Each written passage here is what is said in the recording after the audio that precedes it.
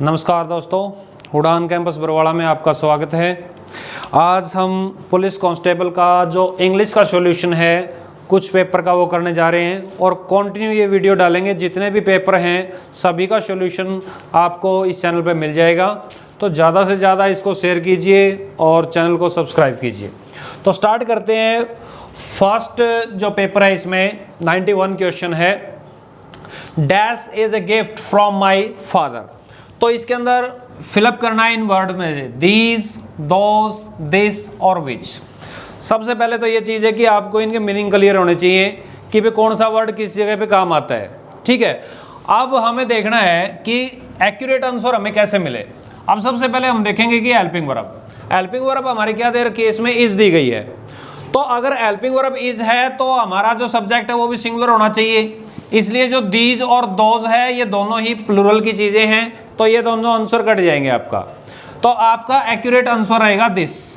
तो इस सेंटेंस के अंदर जो एक्यूरेट आंसर है वो दिस है। इसके अंदर ये चार चीजें होती हैं, दिस, दैट, दीज, दोज। ठीक है, दिस सिंगुलर है, इसका प्लूरल दीज है, दैट सिंगुलर है, दोज इसका प्लूरल में आता है। ठीक है, तो जो नजदीकी चीजें होती हैं उसके लिए दिस का प्रयोग करते हैं और दूर की चीजों के लिए दैट का प्रयोग किया जाता है। तो आपका एक्यूरेट आंसर क्या रहेगा, दिस। नेक्स्ट क्वेश्चन है वर्डिंग डिनोटिंग साउंड्स।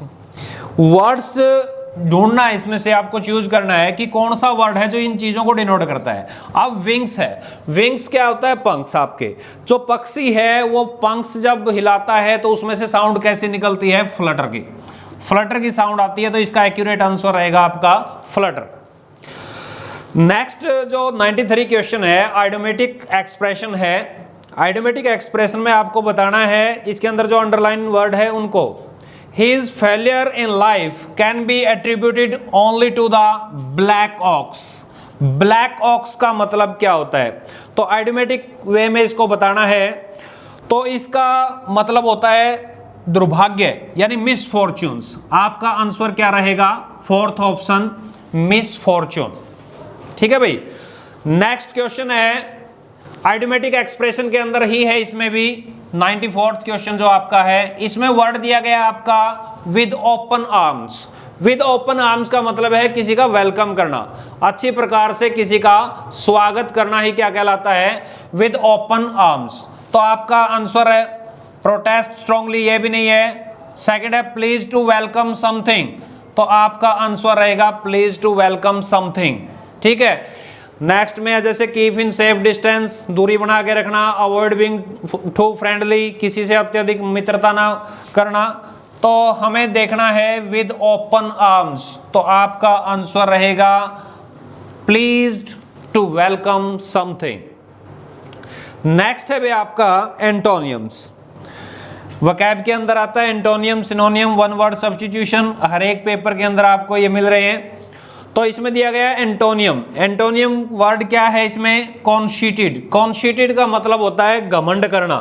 कॉन्शिटेड का मतलब क्या है भाई, घमंड करना। तो इसका एंटोनियम बताना है। जैसे डिटेल्ड हो गया, डिटेल्ड क्या है, किसी चीज को विस्तृत रूप में बताना। कॉन्वेक्स, कॉनकेव होता है, ये हमारे लेंस से रिलेटेड है। डाइवर्स, ये भी विपरीत दिशा में जाना होता है। तो एक्यूरेट इसका आंसर रहेगा मोडेस्ट। मोडेस्ट का मतलब क्या होता है, विनम्र। ठीक है, तो कॉन्शिटेड घमंड करना और जो मोडेस्ट होता है वो विनम्र होता है। नेक्स्ट क्वेश्चन आपका है सेकंड पेपर का। ठीक है, इसी के अलग अलग जो शिफ्ट दी हुई हैं उन शिफ्ट के आधार पे 5-5 क्वेश्चन दिए हुए हैं प्रत्येक शिफ्ट के अंदर। तो ये 5 जो क्वेश्चन है कॉन्स्टिट्यूट तक, ये एक शिफ्ट में है, मॉर्निंग शिफ्ट के ही है मोस्टली ये, और ये दूसरे शिफ्ट का है पेपर। इसमें फर्स्ट क्वेश्चन है 91, you can go dash you like. तो आप जहां चाहें जा सकते हैं। तो जहां चाहे का मतलब वेदर नहीं होता, वैंस नहीं होता। अब दो वर्ड में कंफ्यूजन रहती है आपको, वेहर और वेरएवर। अब वेहर मतलब स्थान के लिए प्रयोग करते हैं, लेकिन वेर एवर का मतलब क्या है, जहां पे भी तुम जाना चाहो। तो आपका एक्यूरेट आंसर क्या रहेगा, wherever. You can go dash you like, तो you can go wherever you like. तो आंसर हमारा फोर्थ सही रहेगा। नेक्स्ट है भाई one word substitution. One word substitution के अंदर दिया है बियॉन्ड द पावर और लॉज ऑफ नेचर, यानी हमारी पृथ्वी या ताकत या प्रकृति से परे की जो चीजें होती हैं उसको हम क्या बोलते हैं। ठीक है भाई, उसका आंसर आपका रहेगा सुपर नेचुरल। सुपर नेचुरल का मतलब होता है अलौकिक, इस लोक से परे की जो चीजें होती हैं उनको बोला जाता है सुपर नेचुरल। ठीक है, सुपरलेटिव नहीं होता, सुपरफ्लुअस नहीं होता, सरमाइज भी नहीं होता, सुपरफ्लुअस अत्यधिक मात्रा में होता है। तो इसका एक्यूरेट आंसर क्या रहेगा? Super natural. सुपर नेचुरल चीजें होती हैं भाई, जैसे आपके विचेस हैं, और इसमें आप मोनेस्टर ऐड कर सकते हो, डेविल ऐड कर सकते हो, एंजल्स ऐड कर सकते हो, यानी हमारे लोक से परे की जो चीजें होती हैं उनको बोला जाता है सुपर नेचुरल। नेक्स्ट है इनडायरेक्ट और डायरेक्ट स्पीच, यानी नरेशन जो आपके हैं, ये भी लगभग एक आध जो क्वेश्चन है हर एक शिफ्ट में मिल रहा है। तो call the first witness, comma inverted commas begin, call the first witness, comma inverted commas close, said the जज।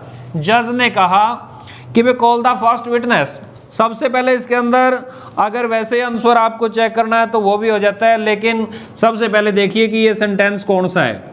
ये आपका जो सेंटेंस है ये इंपेरेटिव सेंटेंस के अंदर आता है भाई, इंपेरेटिव सेंटेंस। और इंपेरेटिव सेंटेंस में सेड टू के स्थान पे अलग अलग वर्ड्स का प्रयोग किया जाता है, और कॉमा इनवर्टेड कॉमास को खोलने के लिए हम टू का प्रयोग करते हैं।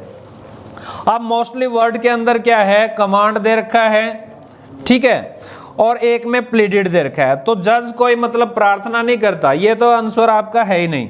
इसके बाद आंसर बच गए 3। अब यहाँ पे सेड है, पास्ट की बात है तो पास्ट वर्ब ही आएगी, कमांड्स है जो, ये भी आपका आंसर कट जाएगा। अब आंसर बच गए आपके पास 2। द जज commanded to called the first witness, और एक बच गया द जज commanded to call the first witness.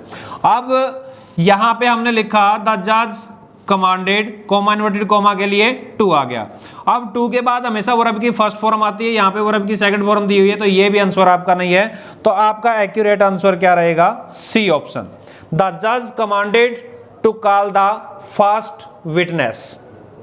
ठीक है भाई, और लास्ट के इसमें 2 बच गए आपके, एक सिनोनियम है और एक फ्रेजल वर्ब है। तो भाई फर्स्ट इसके अंदर है 94 क्वेश्चन है सिनोनियम। एप्लीकेशन, एप्लीकेशन का आपको सिनोनियम बताना है। ठीक है भाई, एप्लीकेशन का मतलब होता है उदासी में होना, निराशा में होना। तो इसका रहेगा आपका डिस्ट्रेस, इसका आपका सिनोनियम क्या रहेगा? डिस्ट्रेस, डिसअपॉइंटमेंट, डेस्पोडेंस, ये सारे जो वर्ड होते हैं ये एप्लीकेशन के सिनोनियम होते हैं। और लास्ट जो क्वेश्चन है आपका इसके अंदर है फ्रेजल वर्ब। फ्रेजल वर्ब में दिया हुआ है भाई he dash his views before the audience, तो he set up his view before the audience. Answer आपका जो है वो 4th आंसर हो जाएगा। तो ये 2 पेपर के आपके 10 क्वेश्चन हो गए हैं, यानी प्रत्येक पेपर में 5-5 जो क्वेश्चन है आपके वो आते हैं। तो जितने भी आपके सेट हुए हैं पेपर के वो सारे कंप्लीट हम अपने इस चैनल पे करवाएंगे। Thank you.